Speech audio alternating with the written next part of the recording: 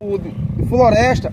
Ó, o Marinho aí, galera, vou mostrar vocês a HBR, ó, que passou aqui entre a serra, né? Isso aqui era uma serra, se chamava aqui a Ladeira do Cancão, né? Aí a cavalo tá aí e a BR passou no meio, galera, ó. E aqui dá pra avistar Boqueirão, a cidade de Boqueirão inteira aí, vocês estão vendo aí, ó, não ficou legal?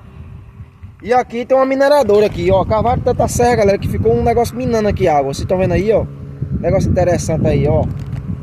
Ficou minando aqui a serra, ó. Cavalo de tanta serra que ficou minando.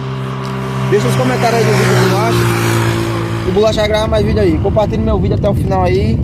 Deixa o like aí, viu? E cuida.